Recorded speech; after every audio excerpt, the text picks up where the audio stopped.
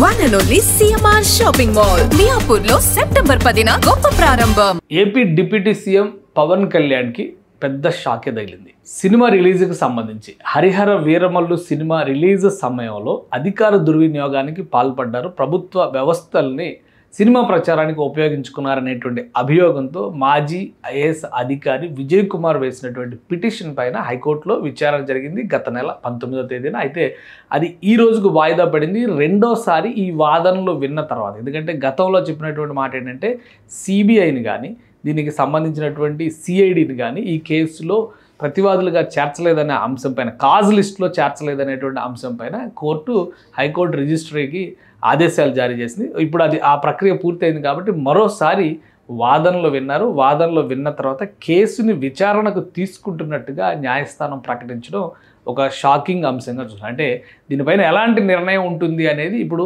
ఆసక్తికరంగా మారింది. ఎందుకంటే ఈ సినిమా రిలీజ్ సమయంలో పవన్ కళ్యాణ్ ఏపీ డిప్యూటీ సీఎంగా ఉండడమే కాకుండా ప్రచారానికి ప్రభుత్వ యంత్రాంగాన్ని, వ్యవస్థల్ని ఉపయోగించారనేది ప్రధానమైనటువంటి అభియోగం.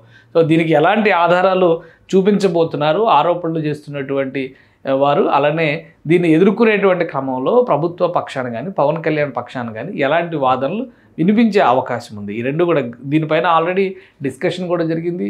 జనసేన పార్టీ నాయకుల్ని ప్రశ్నించినటువంటి మీడియాకు కూడా పవన్ కళ్యాణ్ గారు మా నాయకుడు, ఆయన సినిమాకి సంబంధించి ప్రచారం చేయడం అనేది మా బాధ్యత కాదు, మంచి సినిమా అయితే కనుక దానికి సహకరించడం ప్రభుత్వ బాధ్యత అని చెప్పి చాలా క్లియర్గా జనసేన నాయకులు చెప్పారు. కానీ కోర్టు ఈ అంశాలను ఏ విధంగా పరిగణలోకి తీసుకుంటుంది, ఒకవేళ పరిగణలోకి తీసుకుంటే తదుపరి విచారణని ఈ నెల 8వ తేదీకి అంటే సోమవారానికి వాయిదా వేసింది. విచారణను పూర్తిగా కనుక తీసుకునేటువంటి అవకాశం ఉంటే డిప్యూటీ సీఎం హోదాలో ఉన్నటువంటి పవన్ కళ్యాణ్ పైన చర్యలు ఉండే అవకాశం ఉందా అనేది ఇప్పుడు ఆసక్తికరంగా మారింది. ఎందుకంటే ఇందులో అధికార దుర్వినియోగానికి పాల్పడ్డారంటానికి చెబుతున్నటువంటి మాటలు ఏంటంటే కొన్ని సందర్భాల్లో కొందరు తారల్ని లేదా యాక్టర్స్ని కొన్ని ప్రాంతాలకు తీసుకెళ్లేటువంటి క్రమంలో ప్రభుత్వానికి సంబంధించిన వాహనాలు ఉపయోగించారని, అలానే వాళ్ళు దేవాలయాలు సందర్శించినటువంటి సందర్భంలో కూడా ప్రభుత్వ యంత్రాంగం సహకరించిందని ఇటువంటి ఆరోపణలే అందులో చేస్తున్నారు. కానీ వాద ప్రతివాదాల్లో ఎటువంటి ఎవిడెన్సెస్,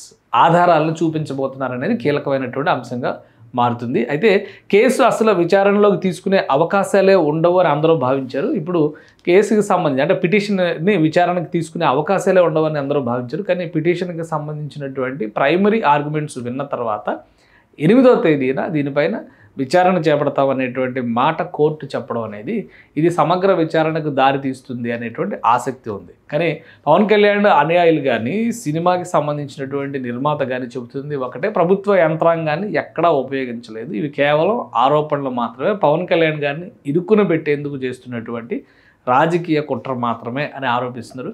కానీ కేసు వేసినటువంటి వ్యక్తి కూడా మాజీ ఐఏఎస్ అధికారి, ఆల్రెడీ ఒక పార్టీ పెట్టి ఆయన గత ఎన్నికల్లో పోటీ చేసేటువంటి ప్రయత్నం చేశారు, పాదయాత్రలు చేశారు, ఇవన్నీ కూడా అందరికీ తెలిసినటువంటి విషయాలే. కాబట్టి ఆయన కేసు వేశారు అంటేనే ఒక ఆసక్తి, అంటే లాజిక్ లేకుండా ఒక ఐఏఎస్ అధికారి కేసు వేయరు అనేటువంటి అభిప్రాయం ఉంది. ఇప్పుడు కోర్టు విచారణకు స్వీకరించింది కాబట్టి ఈ కేసులో నెక్స్ట్ స్టేజ్లో ఏం జరుగుతుంది అనేది అందరిలోనూ ఆసక్తి రేకెత్తిస్తోంది. సుమన్ టీవీలో మీ పర్సనల్ అండ్ బిజినెస్ ప్రమోషన్స్ కోసం కింది నెంబర్కి కాంటాక్ట్ చేయండి.